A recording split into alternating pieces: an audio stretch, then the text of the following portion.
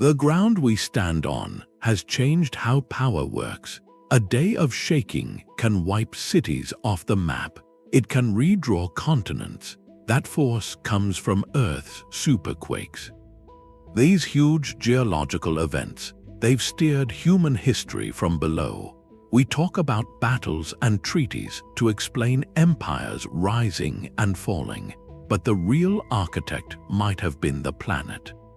The restless planet itself. You'll end up seeing the whole map of civilization differently through a seismic lens. An earthquake took down a mighty trading empire. A river changed its course and decided a dynasty's fate. That's where we start, a civilization swallowed by the sea. So what's the greatest force shaping our world? The island of Thera exploded around 1600 years before the Common Era. It was a cataclysm, not just a mountain letting off steam. The eruption was immense, 4 times more powerful than Krakatoa centuries later. The volcano collapsed in on itself. That collapse created the caldera we see now, and it sent a wall of water across the Aegean. Tsunamis, maybe 100 feet high, hit the northern coast of Crete. That was the heart of the Minoan world, and beneath it the earth convulsed with quakes, a final assault. The Minoans were masters of their age. Their palaces, like Knossos, were marvels. Plumbing, art, their fleet controlled the sea lanes, their merchants moved luxury goods, and they managed the flow of tin and copper. Those two metals combined make bronze. In that era, bronze was power. Weapons, tools, the backbone of every advanced society, from Egypt to Anatolia. The Minoan Sea Empire was the central hub for all of it. Then, in perhaps a single day, that hub shattered, the palaces wrecked by shaking, the coastal centers, the fleet, devastated by the waves. The disaster didn't just damage buildings.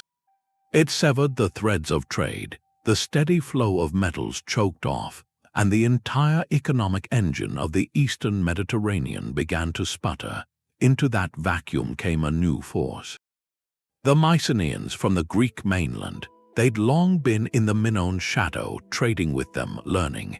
But with the Minoan navy broken, their influence crumbling, the Mycenaeans saw their chance. They moved aggressively into the Aegean, taking over former Minoan trading posts, establishing their own routes. They didn't just fill a space, they built a new world atop the old one. They adapted Minoan script into their own Linear B. They constructed massive fortified palaces. The elegant, fluid art of the Minoans gave way to a focus on warfare. On conquest, that's the first blueprint. A geological event didn't just topple a civilization. It rewired the circuitry of an age. It erased one map of influence and drew the contours of the next. The classical Greek world that would follow, with all its myths, was built on a foundation laid not just by heroes, but by tsunamis, by falling ash. The stage was set for a different kind of tremor. One that wouldn't just redirect trade, it would cut the very arteries of an empire. In 1556, in Shaanxi province, the earth cracked open. This was the most devastating earthquake in recorded history. The loss was immense. It reshaped the entire region, but the shockwaves went further. The quake's lasting power was in how it rewrote the land. And in doing that, it began to unravel a dynasty. It triggered catastrophic landslides. Entire mountainsides slumped into river valleys. The region's waterways were its lifeblood. The earthquake threw clots into those arteries. Rivers were blocked by walls of earth and rock. With their paths dammed, the water had to go somewhere. It found new courses. It carved fresh channels through the countryside. This was a violent, instantaneous remaking of the terrain. Fertile farmland, tended for generations, was buried under silt, or scoured down to bare rock. Canals that fed into the Grand Canal were severed or filled in. The Grand Canal was the supply line that moved grain and wealth across the empire. For the Ming Dynasty, this was a crisis at its core purpose. An emperor's mandate was to maintain harmony between heaven, Earth and humanity. A disaster this size was a catastrophic failure of that balance. But beyond the philosophical shock was a practical one. The state's economy was built on agriculture, on the efficient movement of grain via the Grand Canal. With Shaanxi in ruins and its transport links broken, the system began to fail. The dynasty's response was swift. It had to be. The court organized enormous relief efforts, distributing food and funds to a displaced population. It tried to rebuild the shattered landscape, to dredge canals, to redirect rivers back to their useful courses. But the financial cost was staggering. Treasury reserves meant for defending the borders were drained, for funding imperial projects drained, all to address this internal catastrophe. And at the same time, the tax base collapsed. How do you collect grain taxes from fields that no longer exist? How do you maintain order when hundreds of thousands of people are on the move? Seeking new homes, this internal migration created social strain. It rippled outwards. The government, financially weakened and overwhelmed, struggled to maintain its authority. The earthquake of 1556 did not topple the Ming dynasty that day, but it delivered a blow to the empire's internal stability, a blow from which it never fully recovered. It exposed cracks in the system and widened them. The diverted resources, the lost revenue, the social unrest, all of it made the dynasty more vulnerable to the pressures that would mount in the coming decades: famine, banditry, and eventually large-scale peasant rebellions. They would find fertile ground in this weakened state. So the force of a superquake moves from redirecting trade to starving an empire of its logistical lifeblood. An empire's greatest enemy isn't always at the gates. Sometimes it's the ground giving way beneath its feet. And this pattern wasn't confined to the ancient world or the Far East. It was waiting centuries later on the frontier of a young and expanding nation, where a river's rebellion would decide the fate of a war. A century and a half after Shaanxi, the Earth's power showed up on a different frontier. This time it was the young United States. The year was 1811. The place was a remote settlement called New Madrid, on a big bend of the Mississippi River. What happened there over the next few months was so strange it sounded like a myth. But it was real. A series of earthquakes centered near that bend shook the continent. They were felt from Canada down to the Gulf of Mexico. Church bells rang in Boston. These weren't just tremors, they were continent-scale events. The land itself started doing impossible things. The solid ground turned to liquid. That's called liquefaction. Whole forests sank as the earth swallowed their roots. Then geysers of sand and water shot into the air. The Mississippi River did the unthinkable. Its flow stopped. Then it reversed. The quake's force created temporary waterfalls and rerouted the river's bed. New lakes appeared overnight, like Reelfoot Lake in Tennessee. That formed when the land dropped and river water rushed in to fill the void. The landscape was remade in minutes. For the settlers and the Native American nations living there, it was a cataclysm. But the true impact was more than geological. It was a geopolitical quake. The Mississippi River was the superhighway of its day, the economic lifeblood of the young nation. Flatboats and keelboats carried goods and people and wealth. The New Madrid earthquakes shattered that system. The river became treacherous overnight. Filled with new snags and sandbars and collapsed banks, trade routes were disrupted for years. That economic shock had a profound effect. People and capital started looking for more stable ground. A gradual shift in population and political power accelerated. It moved away from the shaken Ohio and Mississippi valleys. Investment and ambition flowed toward the Great Lakes region. Toward the expanding Northeast, the nation's center of gravity was pushed subtly, seismically, and on this fractured land lived sovereign Native American nations. Like the Shawnee, led by Tecumseh, they were in the middle of a powerful resistance movement. building a confederacy to halt American westward expansion. Their strength was tied to their territory, their villages, their hunting grounds, their spiritual connection to the land. The earthquakes shattered that territory. The physical devastation was immense, but the spiritual and social impact went deeper. In the belief systems of many of these nations, an event like that was a sign of profound disharmony. It disrupted communities, it scattered people, it crippled the logistical networks that sustained the resistance. The Confederacy's cohesion was weakened at a critical moment. The United States government saw the crisis and the opportunity. It passed the new Madrid Relief Act. It offered land certificates to those who lost property. That act provided aid, but it also became a tool for land speculation. It complicated ownership in the region.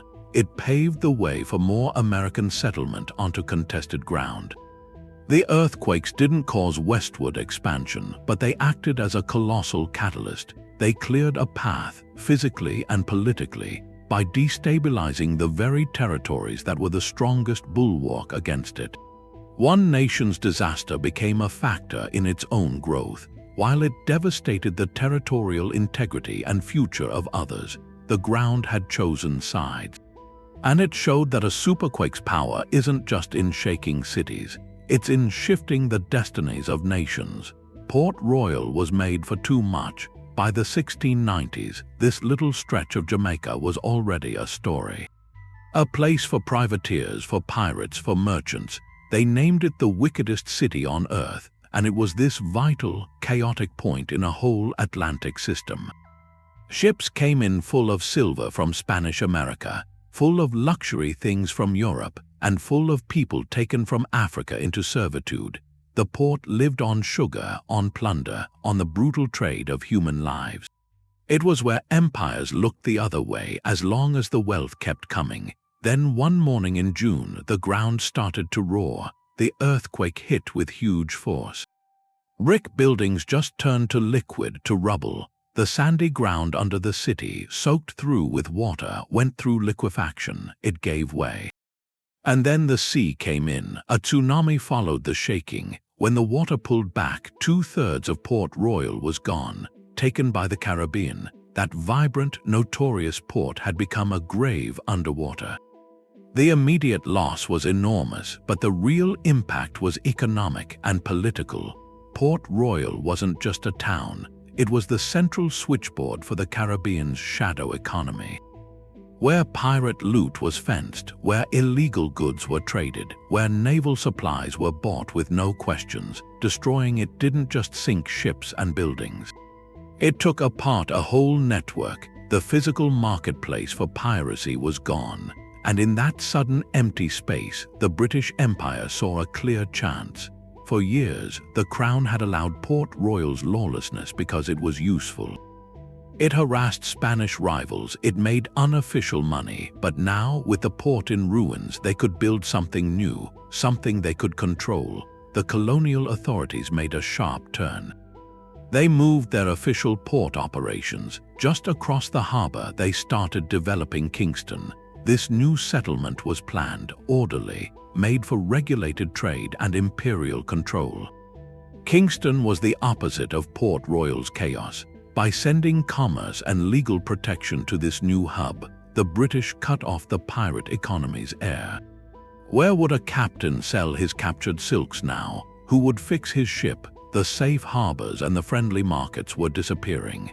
The 1692 earthquake didn't end the golden age of piracy by itself. But it landed a blow that era never came back from. It let a state power formalize what had been wild, to swap a rogue hub for a governed one. The superquake had, in effect, given the British Empire a blank map. And they redrew the trade routes to fit their own rule. So the pattern shows up again, the ground shifts, a power center falls, and the empty space gets filled not by accident but by plan. This seismic leverage finds its most deliberate form not in the chaos of collapse, but in the cold calculation of modern strategy, where the very threat of the earth moving became a weapon. The most profound isolation ever created by a superquake wasn't about geography. It was in the mind. This was in Japan in 1707, the Hōei earthquake. It shook the entire country. Then the tsunami came, washing over the coast, and then Mount Fuji erupted, the sacred mountain. It covered everything in ash. The fields were buried. This triple disaster brought famine. It broke the economy. It was a national trauma. For the Tokugawa shogunate, the rulers, it wasn't just a random event. They were already suspicious of the outside world. They saw foreign influence as a kind of corruption. And now this happened, the earthquake, the wave, the volcano. It felt like a message, a punishment, a warning connected to that outside chaos. Their policy of sakoku, the closed country, was already the law, but the Hōei disaster didn't just support it. It locked it in place. It turned a political strategy into a cultural instinct, a reflex hardened by shared suffering. The borders were sealed, ideologically and physically. All official trade with Europe was forced through one place, a tiny, artificial island in Nagasaki Harbor, Dejima. Only the Dutch and the Chinese were allowed there, and they were watched constantly.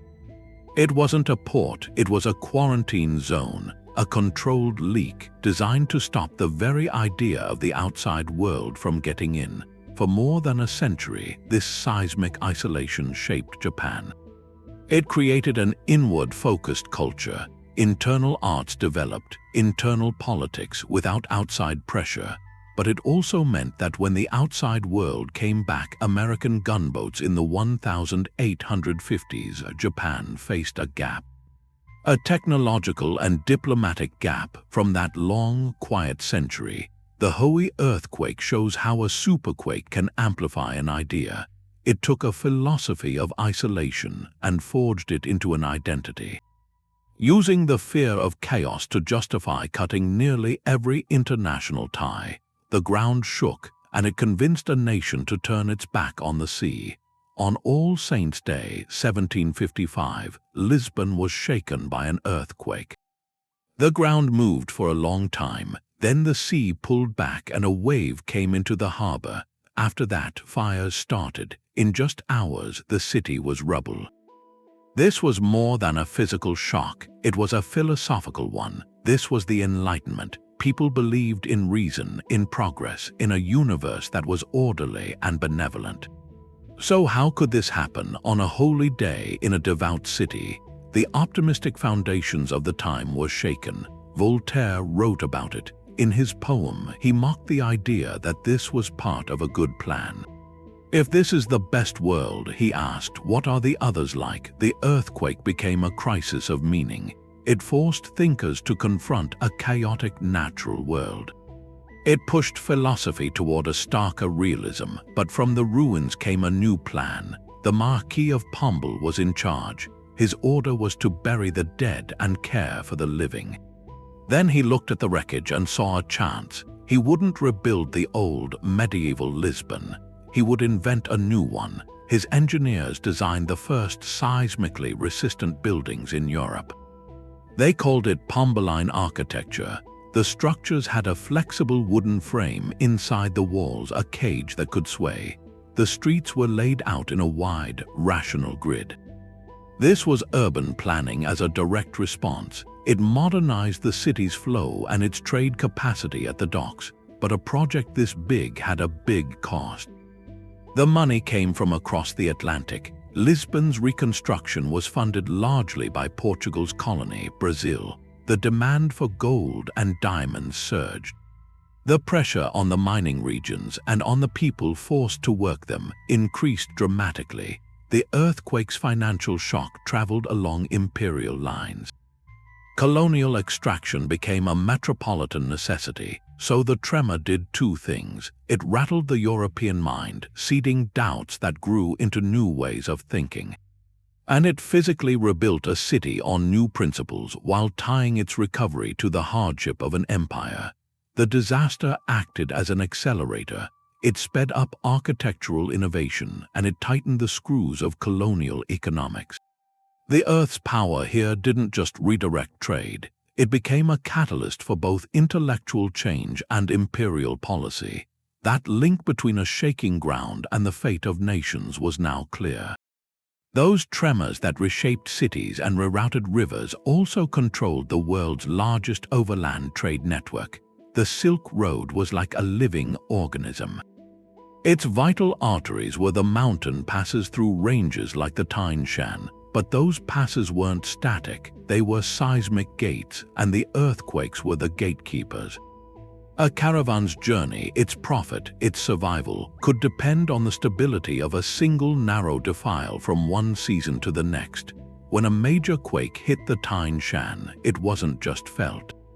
It was a landscape architect working with brutal efficiency. It would trigger colossal landslides, entire slopes of rock and earth crashing down. In moments, a pass used for centuries could be sealed shut. Not just blocked but erased, the geography itself was rewritten. For the merchants, the guides, the entire flow of goods east to west, this was an existential problem. They couldn't wait for the rubble to be cleared. That could take generations. They had to adapt immediately, so they'd scout for new paths. These detours were almost always longer. More treacherous, they wound through unfamiliar territory, past different water sources, into the domains of different local powers. This seismic redirection of traffic had a domino effect. A bustling oasis town whose wealth came from its location on the main pass could find itself on a forgotten branch overnight. Its caravanserais would fall silent. Its markets would empty, and further along the new earthquake-forged route, a different settlement would suddenly find itself at a crossroads. A small village might see 100 camels appear where there had been 10. It would grow, fortify, become the new essential stop. This wasn't random chance. It was a direct transfer of economic destiny, dictated by the shifting earth. And where new wealth flowed, political power followed. A local khanate that controlled this new, necessary pass held incredible leverage. They could tax the caravans, offer protection for a price, decide who moved and who did not. An empire like the Mongols or the Tang, watching from a distance, now had to recalibrate its alliances and its military outposts based on this new reality.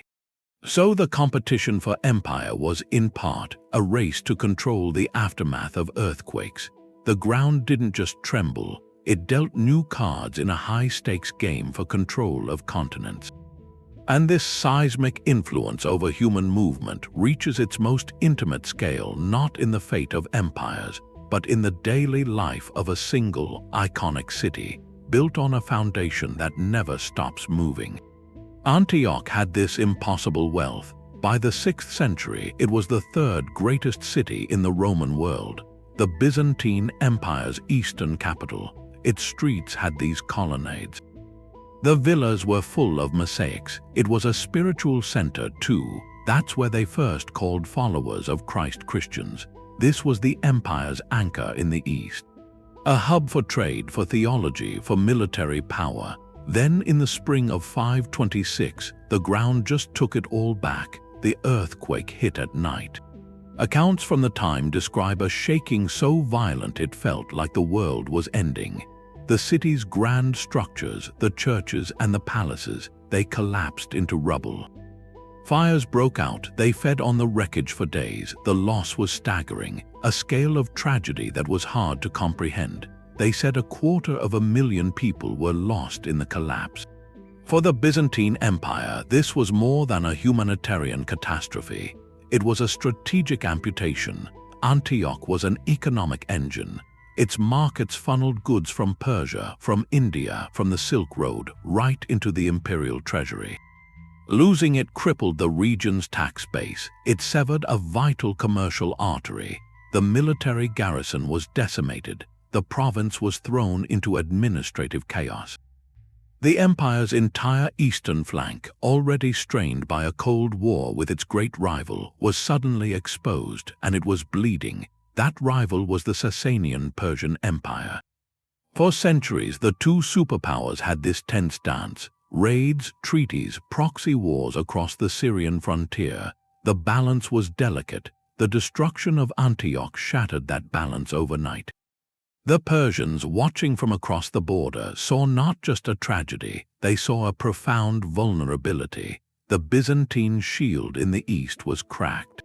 In the years that followed, Persian forces became more assertive. They launched deeper raids, they tested defenses, they pressed for better terms in negotiations. The earthquake had handed them a geopolitical windfall without firing a single arrow. It shifted the momentum of an age-old rivalry.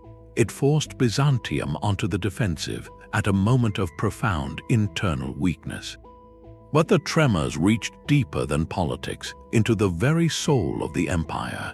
In an age where natural events were seen as divine messages, a disaster this big demanded a theological explanation. Many Christians at the time saw the ruin of a great Christian city as a clear sign. God's displeasure. Was it punishment for sin, for heresy, for the luxuries and corruption of urban life?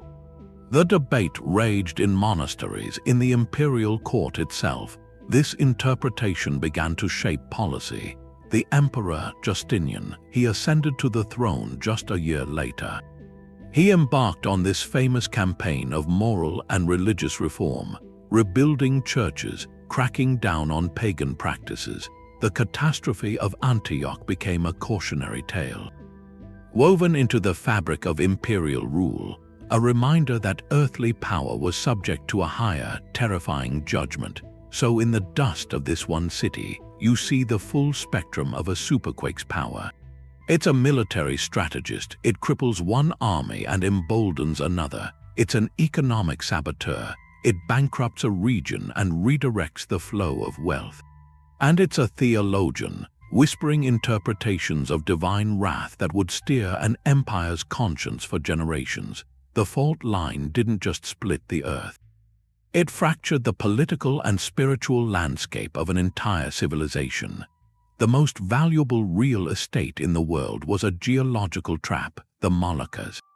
These islands in Indonesia were the only place where nutmeg and cloves grew wild. For Europe, these weren't just spices, they were a symbol of ultimate luxury. Worth more than gold, but to get them, you had to sail into the most unstable geology on the planet. The islands sit right on top of a colossal subduction zone.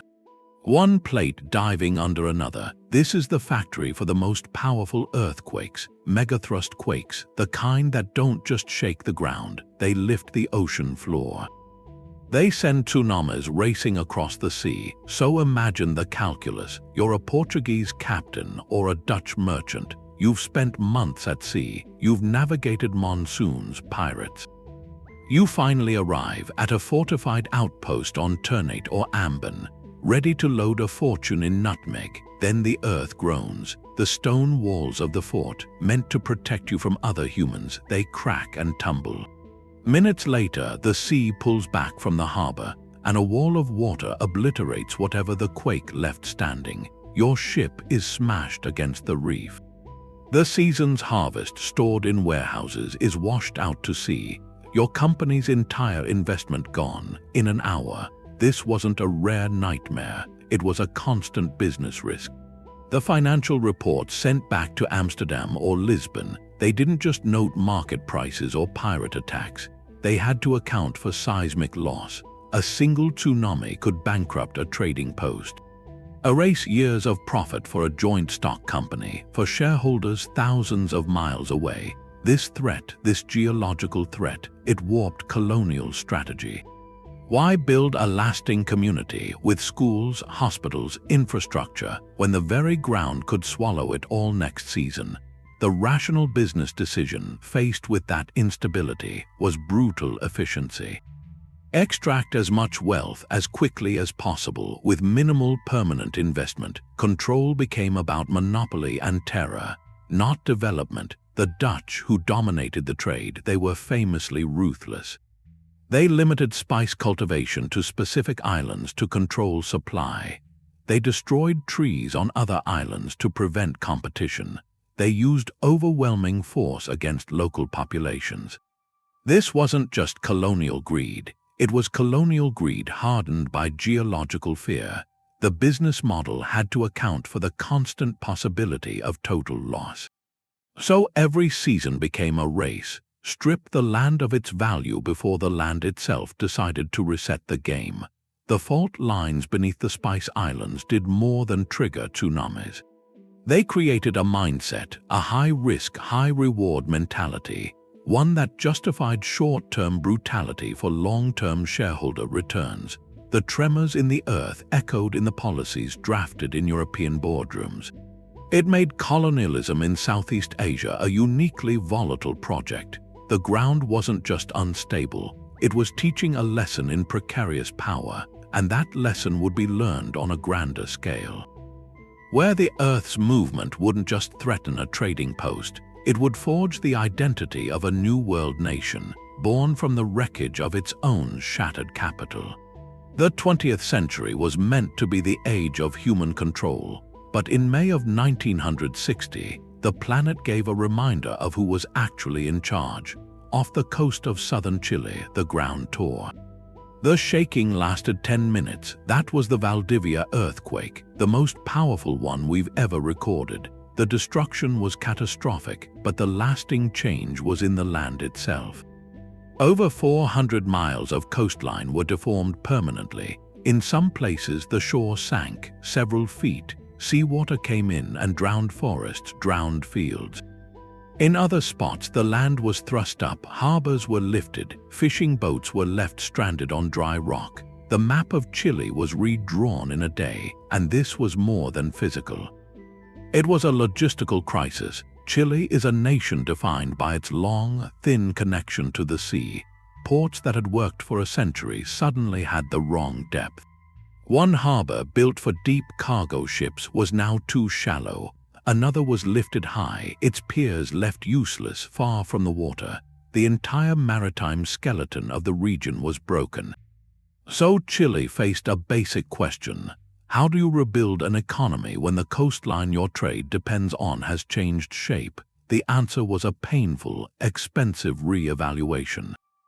Engineers and planners didn't just repair, they had to reimagine. New ports were built in new locations following the new contours. Rail lines and roads were rerouted to serve them. It was a forced modernization, a multi-billion-dollar project dictated by geology, not by market trends. That seismic event also forged a national identity.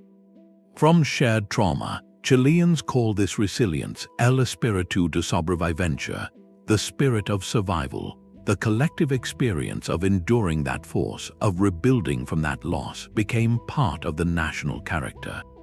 It's a narrative of toughness, a story told and retold, binding the country together. The earthquake didn't just test infrastructure, it defined a soul. And then the world arrived. The tsunami from the quake raced across the Pacific, damage in Hōei, in Japan, but the wave of international aid flowed back to Chile. This was a new geopolitics. Offers came from both sides of the Iron Curtain. The United States sent ships. The Soviet Union offered aid. For Chile, navigating that sudden global attention became its own delicate operation. The disaster temporarily softened ideological lines. It created humanitarian channels during the Cold War. It reshaped diplomatic relationships. A nation's vulnerability could be a source of connection. A kind of soft power, the Valdivia earthquake stands as a monument to the planet's ongoing agency. This was a developed nation in the second half of the 20th century, and its economic future was still being written by tectonic plates. It shows the story doesn't end with ancient empires or pirate ports. The ground is still moving. The coasts are still changing, and we are still learning with every tremor that our plans are just temporary sketches. On a very restless canvas, the Yellow River's path is China's story. They called it China's sorrow. Its water carries a heavy load of silt from the loose soils of the lowest plateau.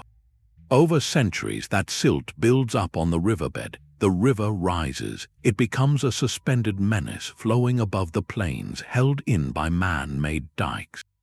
A geological clock ticking toward disaster, and the trigger was often an earthquake. seismic events upstream in the mountains of Qinghai and Gansu acted like a hammer on a delicate mechanism.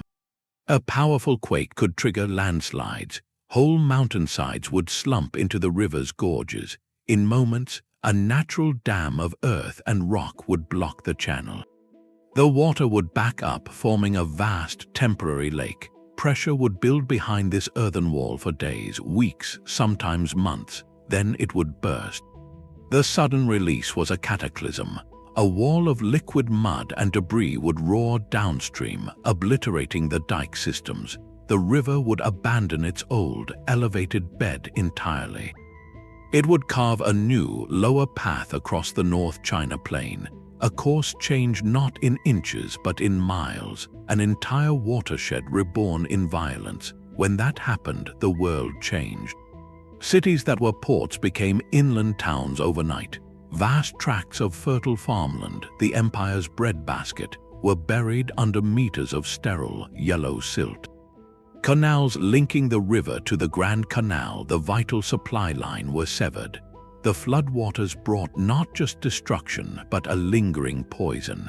Stagnant pools bred illness. The following season's crops failed. Famine began, and with famine came the great, desperate movement of people. Millions of peasants, their homes and fields gone, took to the roads. Refugees within their own empire. This mass migration strained resources in unaffected regions. It created social chaos, and it became a fertile ground for rebellion. To lose control of the Yellow River was to lose the mandate of heaven. That was the core political idea. The emperor's right to rule was a divine contract to maintain harmony between nature and people. A river running wild was the clearest sign that contract was broken. So every dynasty faced the same immense task after a seismic shift. They had to tame the new river. This demanded two things on a colossal scale: labor and bureaucracy. Hundreds of thousands of peasants were conscripted as corvée labor. They were the army that fought the river. With baskets and shovels, they would build new dikes along the new course. They would dredge channels, a project that could consume a generation. To organize this, the imperial bureaucracy had to become centralized, efficient, and intrusive. It had to count every able-bodied man. It had to requisition food and supplies from across the realm. It had to move troops to keep order in the work camps. In this struggle, the state could grow immensely powerful. The machinery of control was honed to a fine edge, but this power came at a catastrophic cost. The treasury was drained. The agricultural tax base, already ruined by the flood, could not support the recovery. The government would often print more money, causing inflation. Or it would levy new, cruel taxes on regions not yet affected, sparking resentment. The very peasants building the dikes were often starving, leading to unrest in the camps. A dynasty could emerge from this crisis stronger, with a more rigid grip on its people, or it could be bled dry, financially and morally. The later years of the Yuan dynasty and the Ming dynasty both show this pattern. A major Yellow River course change, likely preceded by seismic activity upstream, triggered a cascade of famine, rebellion, and financial collapse that the weakened state could not survive. So the river's path, steered by earthquakes, was a direct dial for imperial fortune, a geological actor in the cyclical drama of rise and fall. The ground would shake far upstream. A landslide would form, and months later, an emperor in Beijing would feel his throne tremble, not from rebellion yet, but from the unstoppable movement of water and silt set in motion by the restless earth. This was control of the most fragile kind, and it shows that sometimes the most important border an empire must defend is not against foreign armies, but against its own geography. The desert's greatest treasure was water, a thread of water across the Silk Road. Life was a chain of oases. They were the only reason caravans could cross. And their existence depended on a hidden technology, the Kanat. It was a gently sloping tunnel dug underground over generations. It tapped a distant aquifer and guided the water to the surface without evaporation. A miracle of engineering, and it was terrifyingly vulnerable to a single, deep tremor. When a major earthquake struck, the shockwaves did more than topple walls. They collapsed the qanats. The tunnels, held open by wood and ancient know-how, would cave in. The precise slope, critical for the water's flow, was destroyed. Sometimes the quake would shift the water table itself. The source could vanish or turn bitter with salt. The result wasn't just damage, it was deletion. An oasis that had flourished for 1,000 years could wither in a season. The date palms died, the gardens turned to dust, the sand began its slow conquest. On the human map, this was catastrophic. A caravanserai, a fortified inn for merchants, now stood in a wasteland. A vital node for trade and news was simply erased. The trade route it anchored became a death sentence. A caravan might travel for days to find the next oasis gone. No water, no food, just a depression in the sand where a spring once was. This sudden scarcity rewrote the rules. The desert was a shared space, used by settled empires and nomadic tribes. There was always tension, but a balance. When an earthquake removed a water source, that balance shattered. Tribes who relied on that oasis for their herds faced disaster. Their only option was to move with force toward the remaining green spots. These spots were often controlled by settled towns or by rivals.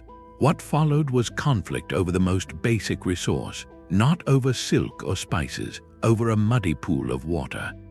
These weren't always large-scale wars. They were desperate local clashes for survival, but their collective effect could strangle a trade route. If the journey became too dangerous, if the cost of protection grew too high, the merchants would stop coming. They would seek a new path, a longer, safer route through different mountains, past different oases. The economic lifeblood of one region would dry up, while another, more stable corridor would suddenly flourish. A superquake in the desert didn't just destroy a town, it could alter the pressure map of an entire continent's commerce. Pushing people and power in new directions for centuries, the sand didn't just bury a caravanserai, it buried a destiny. The ground in Calabria didn't just shake. It shattered a way of life. Starting in February of 1783, a series of earthquakes hit southern Italy. They went on for almost 3 years. The destruction was total. Towns were leveled, just piles of stone. Landslides reshaped the hills. When the tremors finally stopped, the loss was immense. Tens of thousands were gone. The regional economy was erased, and this physical ruin happened at a specific moment. The ideas of the Enlightenment were moving through Europe. Reason, progress, the rights of man. Those ideas arrived in Calabria, but not just in books. They came in the disaster response. The Kingdom of Naples, which ruled the region, organized the relief. It was, for its time, remarkably modern, centralized. Royal engineers surveyed the damage. They planned new towns on safer ground, wider streets, open squares. It was a systematic attempt to manage the crisis with logic, with science. For the people who survived, this created a contrast. On one side was the old feudal system. The crushing weight of it. Local barons still held power, but their world was in ruins. They could offer little, just the same old demands, and on the other side was this different possibility. A glimpse of something orderly, forward-looking, embodied by the royal response. The earthquake broke the physical landscape, and in doing that, it exposed the cracks in the social one. The old structures felt damaged, they felt obsolete. That combination proved explosive. Homes were gone, fields were buried. The traditional lords couldn't provide a future. So thousands of Calabrians made a decision, a monumental one. They would leave. The disaster had already uprooted them. Now they would choose the direction. In the decades that followed, a steady stream of emigration began. From the shattered villages of southern Italy toward the Americas, cities like Buenos Aires, New York, their first significant Italian communities took root from that wave. The 1783 earthquake didn't invent Italian emigration, but it was a brutal catalyst. It accelerated a social trend by decades. It pushed people onto ships, people who might have stayed for generations, bound for a new world. That mass movement redrew human borders across oceans. It reduced the labor force back home. It altered the social fabric of southern Italy for a century, and at the same time, it helped build the modern cultures of nations abroad. A superquake's power is measured in fallen buildings, but also in the millions of individual decisions it forces, decisions that ripple outward across the globe. And sometimes the most profound change isn't about where people go, it's about what they believe is possible when they arrive. The mountains were the weapon. In July of 1949, in the Pamir range of Tajikistan, the ground gave way. That was the Hōei earthquake. It shook the high valleys with terrible force. But the real change came from what the tremor set loose. On the unstable slopes above, entire mountainsides let go. They became these colossal rivers of rock and earth, moving with impossible speed. Landslides, some of them miles long, pouring down into the valleys. They didn't just damage villages, they erased them, buried communities under hundreds of feet of debris. It was a profound tragedy, a loss that reshaped the region for generations. But for the Soviet state, looking at this from Moscow, there was another crisis. The landslides had buried more than homes. They had buried the region's reason for being. This was a landscape of extraction. The mountains held valuable minerals. Lead and, critically, uranium. The mines, the processing facilities, the rail lines, the worker settlements, all of it was part of a vast machine. A machine built to feed the Soviet Union's post-war industrial and nuclear ambitions. And in moments, that machine was smashed, tunnels collapsed, rail lines severed. The very roads leading to the sites were gone, buried under millions of tons of rock. So the Soviet planners faced this brutal equation. The state's 5-year plans weren't suggestions, they were commandments. Production quotas for strategic materials were absolute. The sudden silence from Tajikistan was a hole torn in the national economic blueprint. The response had to be immediate. It had to be immense. Labor was reallocated on a massive scale. Miners and engineers from stable regions were sent to the disaster zone. Capital was diverted from other projects to fund the reconstruction. The focus wasn't primarily on rebuilding the lost villages. It was on resurrecting the mines, on clearing the rubble and punching new tunnels into the mountainside, no matter the cost. The recovery became a second front in the Cold War, a battle against geology for vital resources. And in the quiet offices of the planning committees, the earthquake forced a cold, strategic rethink. The Hōei disaster was a lesson in concentrated risk. It showed the vulnerability of placing irreplaceable industrial assets in the heart of a seismic zone. From that point, Soviet engineering and planning began to incorporate this lesson. New infrastructure in volatile regions had to account for seismic risk. The location of future critical facilities, power plants, research centers, was scrutinized through this new, cautious lens. The earthquake taught the state to fear the ground it built on. It showed that a superquake could do more than redirect a trade route. It could fracture a command economy. Force a superpower to scramble and adapt its most rigid plans. The Earth had issued a memo, and even the Kremlin had to read it. The sea kept their history. In the rhythm of the waves, for the Polynesian wayfinders, the Pacific was a living map, charted by stars, by winds, by the stories passed down for generations. And among those stories were tales of the ocean's sudden rage, the ground shaking beneath the sea, the water pulling back to the horizon, then returning as a wall. A wall that could scour islands clean. These weren't just legends, they were foundational texts, a sacred geography of disaster. A megathrust quake far out in the ocean would send its energy toward the islands. The tsunami that followed could erase a coastal village in minutes. That memory was preserved in chants, in genealogies. It became a permanent navigational marker. A wayfinder learning his route would hear of an island where people once lived on the shore but now dwell on the cliffs. The story explained why. It turned catastrophe into a practical warning for any canoe approaching that coast. Do not seek a landing on the eastern beach. The sea has claimed it. Seek the high ground to the west. The myth was a nautical chart. It encoded seismic history into survival protocol. This knowledge reshaped everything.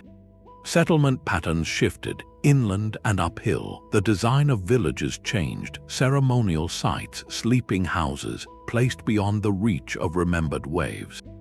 Agricultural practices adapted. Gardens of taro, vulnerable to salt, might move inland. Salt-tolerant crops like coconut emphasized along the coasts. The rhythm of life incorporated this awareness, this deep time awareness. After a major quake, even without a visible wave, elders might order a move to higher ground. Heeding the old stories, the stories that spoke of the sea's delayed anger, the lessons went deeper than avoidance. They fostered a specific resilience. The knowledge that a coastline wasn't permanent, that the sea could give and take land. This informed the entire philosophy of exploration, of settlement. It encouraged a flexible relationship with place. It may have even fueled the greatest migrations. If an island home could be rendered inhospitable by the ocean's force, then the imperative to find new lands became stronger. To keep the voyage traditions alive, the catastrophe was a teacher. Its curriculum was adaptability. In this worldview, a superquake was a conversation.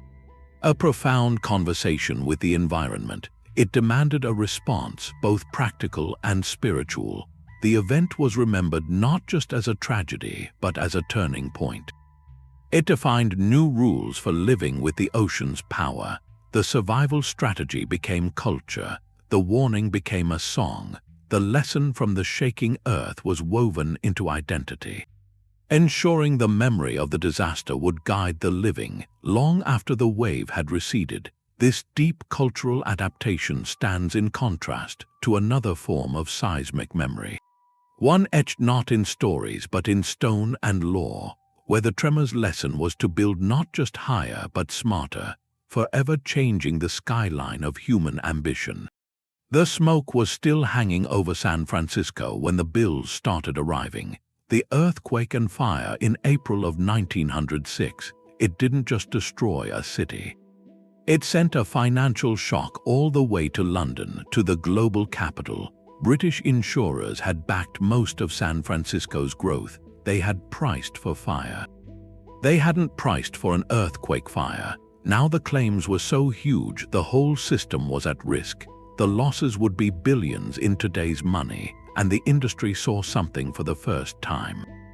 One geological event, one afternoon, could bankrupt every one of them. The reaction was fast, and it stuck. In a matter of months, standard property policies everywhere got a new clause.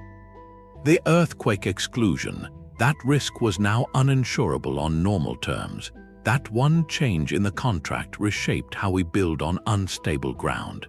It moved the enormous risk of the earth moving from global companies onto cities, onto governments, onto the people who owned property. If you were going to rebuild in a quake zone, you carried more of that potential cost yourself. That created a new discipline, risk modeling. Insurers and reinsurers started putting money into understanding the geology itself.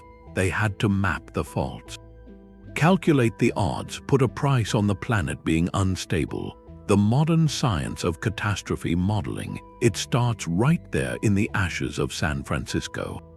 But the capital still had to move. The city had to be rebuilt, and the money for that came from across America, from across the Atlantic. Eastern banks and European investors provided the loans. They bought the municipal bonds that funded the new infrastructure.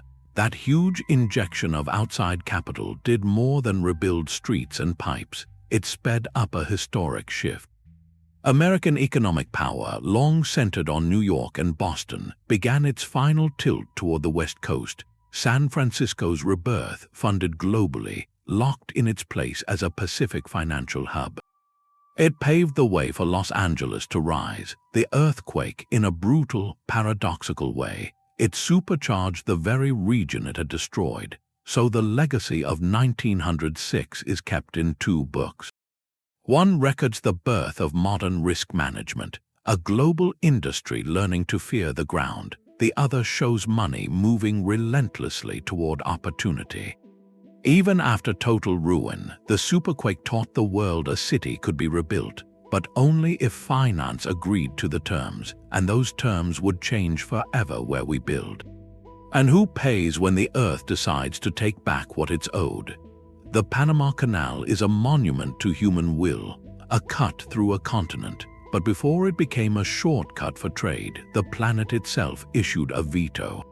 The French attempt in the 1880s is remembered for its battle against tropical disease, but there was another enemy.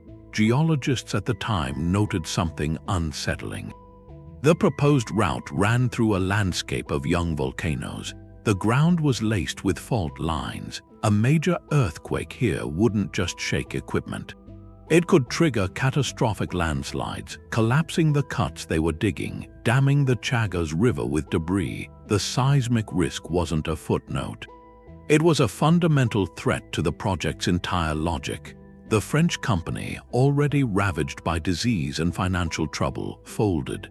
Their failure was a medical and engineering tragedy. But it was also a geological warning. When the United States took up the challenge in 1904, they brought a new kind of warfare.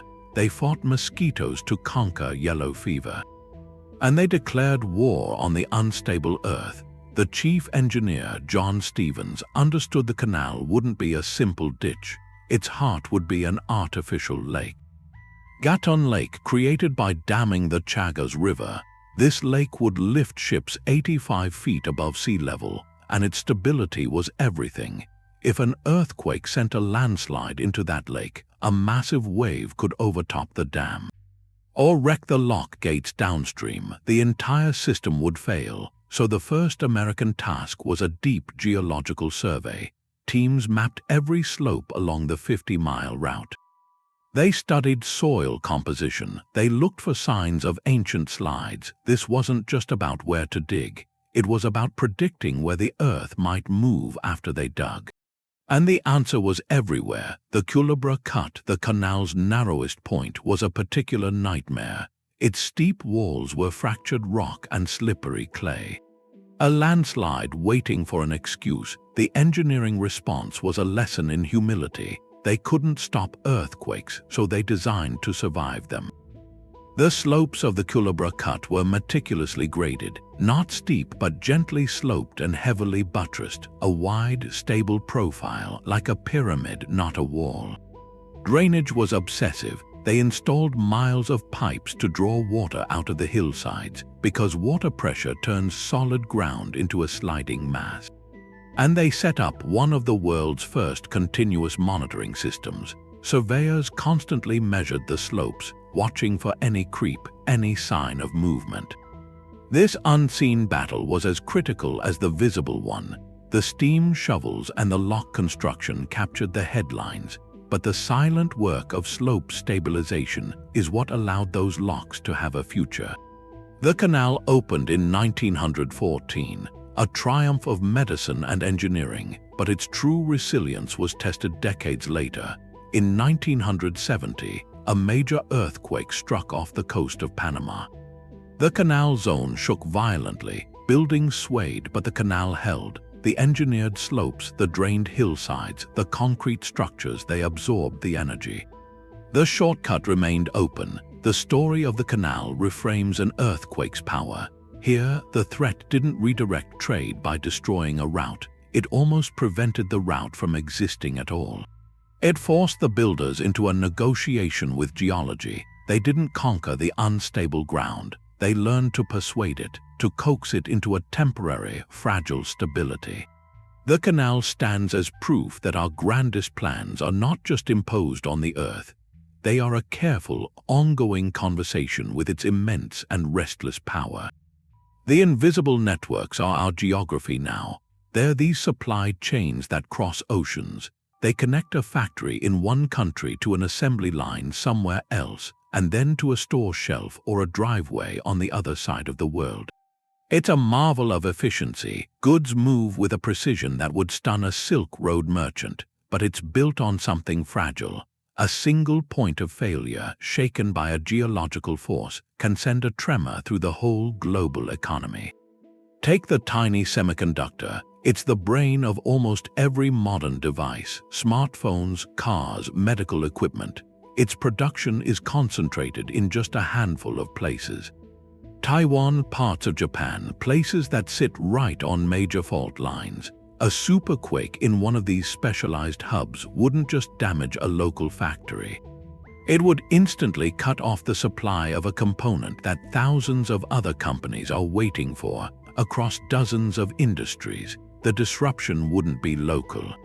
It would be instantaneous and global. We've already seen a preview of this, the Tohoku earthquake and tsunami in 2011. It did more than trigger a nuclear crisis. It paralyzed Japan's advanced manufacturing. A critical factory that made a specialized automotive paint pigment shut down. Within weeks, car manufacturers in Europe and North America found they couldn't finish vehicles in certain colors. Production lines slowed, some stopped entirely. This was one component from one supplier in one affected region. The cascade of delays rippled out for months. It showed how tightly wound the system really is. This modern vulnerability forces a new kind of planning. The old model, just-in-time manufacturing, where parts arrive exactly when they're needed to minimize cost, that's being stress-tested by geology. Corporations and governments are now compelled to think in terms of seismic risk management. They're diversifying suppliers across different geographic regions. Looking for factories on more stable ground, they're stockpiling key components, creating strategic reserves of microchips, rare minerals. This isn't for efficiency. It's for survival. In effect, the threat of a superquake is already redrawing the world's economic map. It's creating new, more complex digital and logistical trade routes. Designed not for speed alone, but for resilience, a company might source a part from 3 different continents now, not just to get the best price, but to ensure that if one continent shakes, the other 2 can still deliver. That's a fundamental shift. We're building redundancy into the system because the ground beneath our most critical nodes can't be trusted. So today's superquake does more than alter coastlines or topple skyscrapers. It threatens to fracture the invisible architecture of our daily lives. It holds the power to create a shortage of life-saving medicines, to halt the production of electric vehicles, to freeze the flow of data itself. The fault line is no longer just a crack in the earth. It's a vulnerability embedded in every device we rely on, waiting for a moment of geological stress to reveal just how connected our world is. And just how fragile. The Earth's power doesn't stop at the shore. It doesn't stop at the fault. That power goes up into the sky. There's this new idea now among scientists. A cluster of major earthquakes. Could it change the planet's climate? Could it have sent parts of the world into a cold period, changing history from above? The theory links geology to the atmosphere. It says the energy from a megaquake can do more than move land. It can be a trigger. It could force volcanoes awake. Volcanoes that fill the stratosphere with ash, with sulfur, things that block the sun, or deep under the ocean, the shaking might disturb frozen methane on the seafloor, releasing greenhouse gases in sudden bursts, the planet's own thermostat getting jolted from the inside. Think about the Little Ice Age, a time of pronounced cooling. It held the northern hemisphere from about the 13th century to the 19th. Glaciers grew, rivers froze solid. The usual explanation is less sun, more volcanoes. But the timing, This cooling started right after a period of extraordinary seismic violence. The 13th to the 15th centuries, some of the most powerful quakes we know of. From a catastrophic one in the Himalayas in 1255 to the Great Sanriku tsunami in Japan in 1498, the ground was in a state of profound agitation. Could that seismic frenzy have been the hidden primer, setting off a chain of volcanoes that filled the sky with a reflective haze, cooling the planet for centuries? If that's true, the historical consequences are staggering. The climate became a player in every human drama. In Europe, growing seasons got short, unpredictable. Harvests failed not once but year after year. The Great Famine, 1315 to 1317, it wiped out millions, it destabilized kingdoms. It emptied villages, it fueled revolts. The cold itself became a revolutionary force, pressing on societies until they broke. On the Eurasian steppe, the cooling may have changed empires. The Mongol pastoralists, their power was built on grasslands, grass for their horses. As temperatures dropped, those grasslands could have diminished. Shrunk, that environmental pressure might have been an engine for their expansion, a need for new pastorallands, driving their campaigns west and south. The seismic shudders of a previous century, turned into climatic stress, may have helped put the Golden Horde at the gates of Vienna. Even exploration was redirected. In the North Atlantic, more sea ice made the old Viking routes to Greenland more treacherous. It cut off those settlements. Later, explorers in the Elizabethan era, looking for a northwest passage, were stopped by impenetrable ice. A global chill, maybe started by the Earth's own tremors, was drawing and erasing lines on the map, so a superquake's reach changes. It's not just a local disaster. Not just a regional event, it becomes a potential catalyst for planetary change, a hidden hand that tweaks the global climate, and that climate starves nations. It mobilizes armies, it opens or closes entire oceans to human ambition. The ground shakes. Centuries later, a king loses his throne because the wheat won't grow. A nomad turns conqueror because the grass is thin. The connection is delicate, a thread of causation across time and discipline. But it means when we study the rise and fall of empires, we look not only to battlefields and palaces. We look to the deep, restless mechanics of the planet itself, a mechanism operating on a scale we are only starting to see. Hōei was gone in one night. This was 373, winter before the Common Era. An earthquake hit the northern Peloponnese. The ground under the city just turned to liquid. And then a tsunami came in from the Gulf of Corinth. By morning, the city was gone, not just ruined, it was underwater. All that was left were these bronze statues standing in the water, just their heads above the surface. Hōei had been a major city in the Achaean League, and it was just erased. For the Greeks, this wasn't just a disaster, it was a message. Writers like Plato and Pausanias wrote it down as a lesson. They said the gods punished Hōei for its arrogance, for not respecting a sacred ritual. The sea became an act of divine will. So a geological event became a cultural story. A warning that got passed down. It showed how human work could just vanish. No matter how powerful your city was, the earth could take it back, just like that. That story started to change decisions. Where to build? Elders would say, remember Hōei, don't build here. It pushed people to be more cautious with the coast. To pick sites further inland on steadier ground. Even if trade was harder, the idea went deeper too. It fed right into the Greek idea of hubris, the fall that comes from too much pride. Here was a real example, a civilization that reached too far and was swallowed by forces it couldn't control. That memory became a kind of template for how a society deals with a catastrophe. The earthquake was the rupture, but the story about divine punishment, that was how they made sense of it. To find meaning in the chaos, to put a moral cause onto a random geological event. So Hōei never really disappeared. Its walls were gone, but its story became a kind of architecture. It got built into how a culture thought, guiding choices about safety, about humility, about where to put the next great city. That quake wrote a permanent warning into their worldview. A whisper with every new harbor plan, every proud statement from a city. The ground could open, the sea could always answer. Broken pottery tells the story of a superquake. Walls that fell from a single shudder, not a siege. Archaeologists now read these ruins like a report. They look for the seismic fingerprint. A row of columns toppled the same way points to the force of a wave. A layer of fine sand pushed far inland, that's the calling card of a tsunami. These aren't random, they're signatures, and by reading them, this new field, seismic archaeology, is rebuilding timelines of catastrophe. With real precision, it turns a pile of stones into a kind of clock.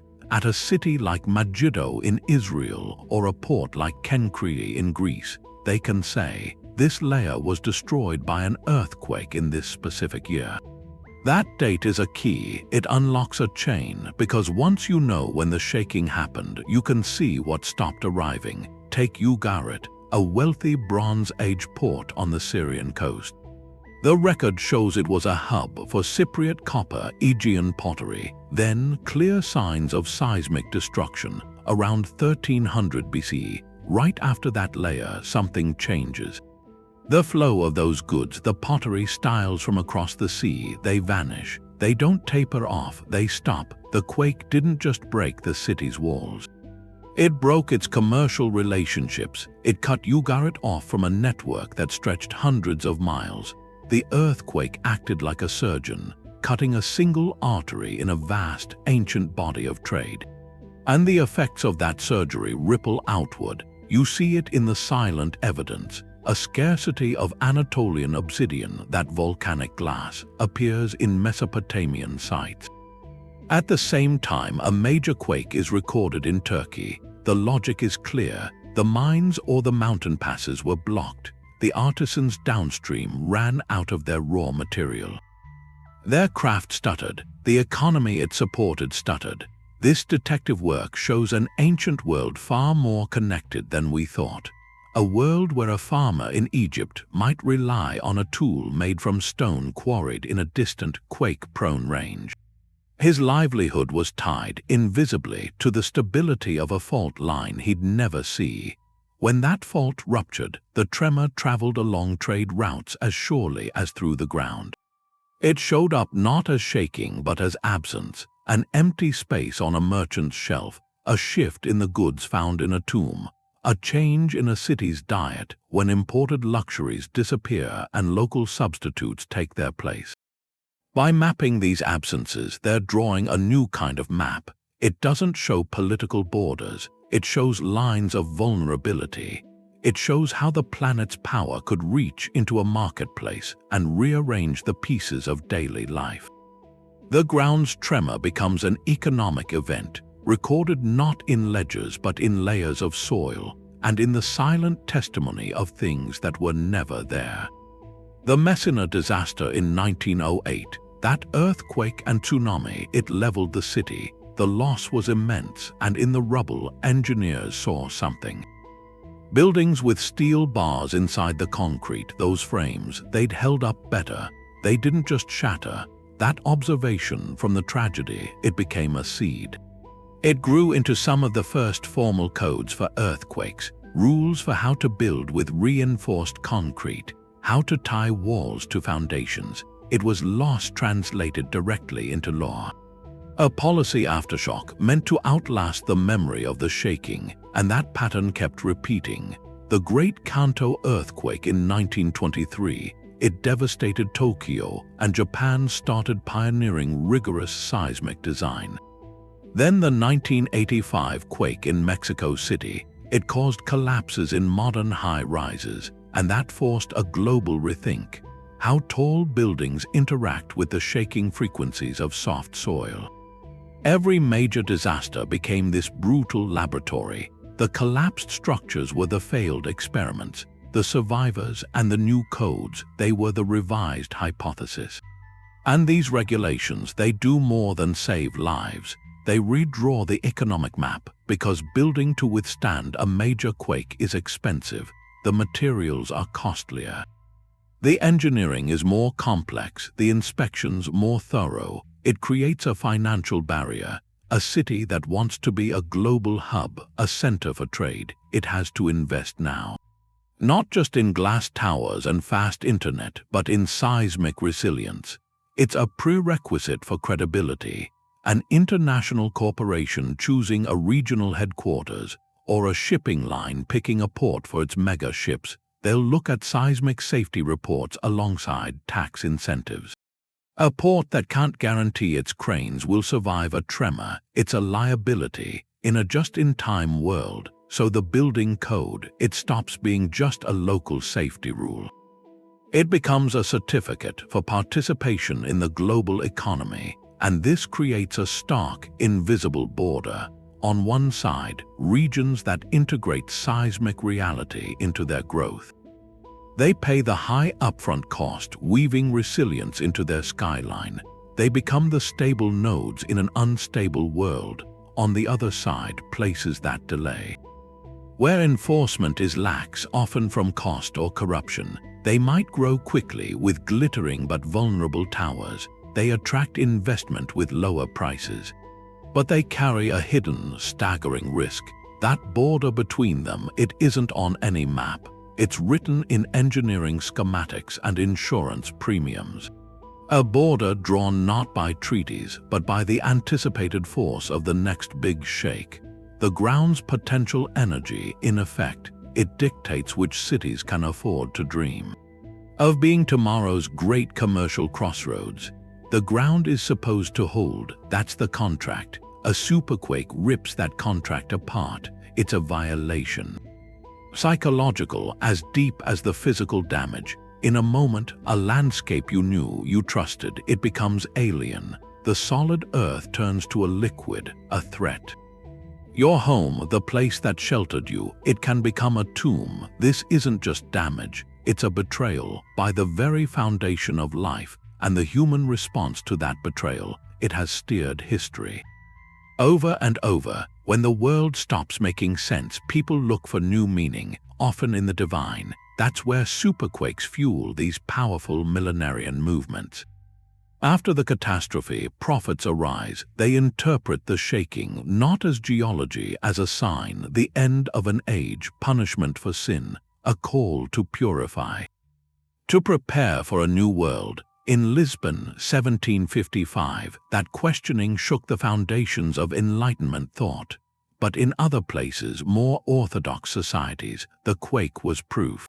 Proof of a wrathful God's immediate presence. It could trigger frenzied revivals, mass conversions, the rise of radical sects promising salvation from a world literally coming apart.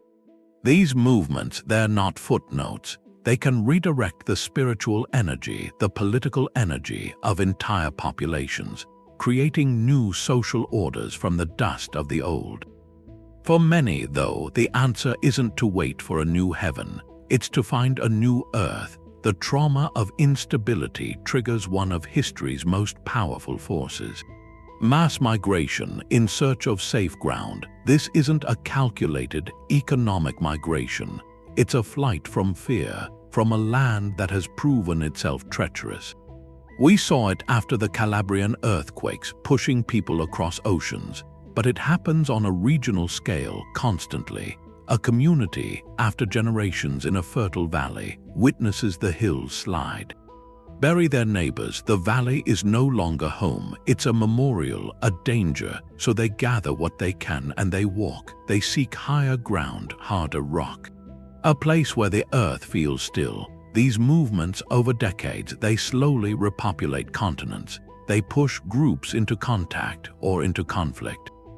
They blend cultures in new territories, or they create isolated enclaves, refugees from a shared seismic trauma. And then there's the most haunting choice. Abandonment, to simply walk away and never return. This is the loss of what they call a sense of place, that deep, emotional bond between people and their environment.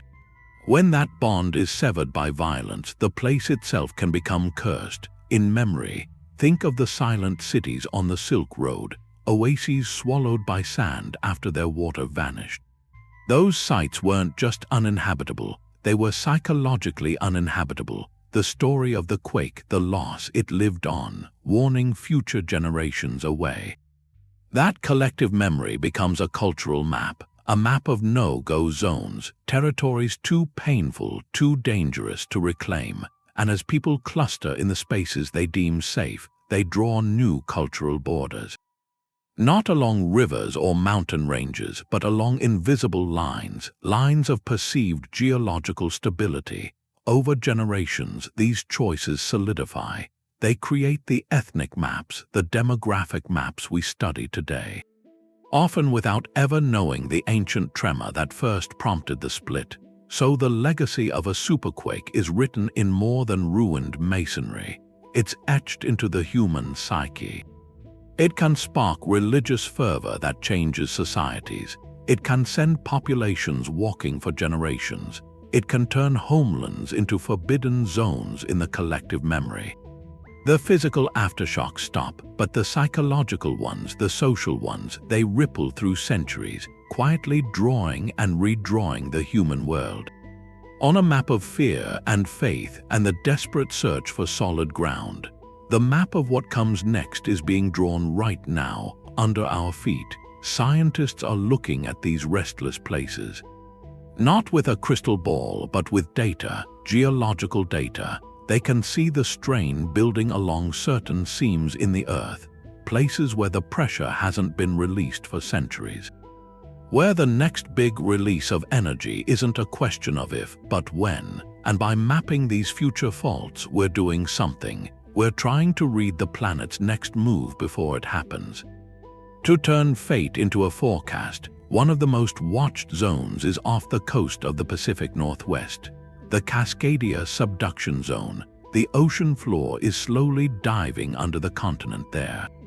It's stuck. It hasn't moved in a major way since January of 1700. The tension has been winding tighter for over 300 years. When it finally lets go, the models say it could be a magnitude 9 earthquake.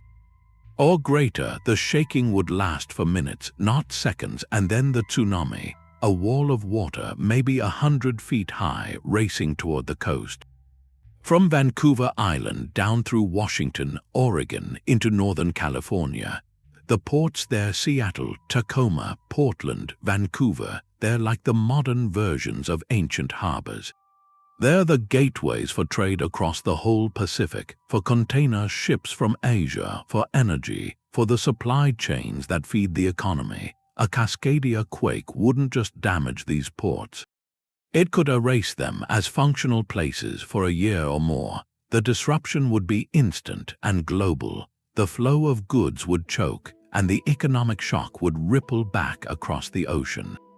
Changing trade partnerships, redirecting ships to other coasts, forcing a sudden, painful reorganization of how the biggest economies connect. Then there's the roof of the world. The Himalayan front, the Indian subcontinent, is still colliding with Asia, pushing the mountains higher, storing immense seismic energy. A future megaquake there would do more than level a city like Kathmandu. Its real historical power would be in rewriting the hydrology of a continent. The Ganges, the Brahmaputra, the Indus, these aren't just rivers, they're the circulatory system for South Asia. They water the fields that feed nearly 2 billion people. A huge earthquake in the mountains could trigger landslides on a biblical scale, damming major river gorges. And when those temporary dams burst, the floods would be catastrophic, but the longer-term change could be just as deep. The shaking could permanently alter river courses, shift their channels by dozens of miles. What was once a fertile delta could become a salt desert. What was once dry land could find itself in the path of a new river. The agricultural map of India, Bangladesh, Nepal, Pakistan, a map that sustained civilizations for 5,000 years, could be redrawn in a day. The social and political consequences of that are hard to even grasp. It would trigger migrations on a scale we've never seen. redraw internal borders, test the fabric of nations. Just like the Yellow River's shift shaped Chinese dynasties, a Himalayan megaquake could dictate the fate of modern states. This understanding changes things. It's not just science anymore, it's a kind of historical premonition. We're the first generation that can look at these fault lines and see not just rock, but the ghost of a future event.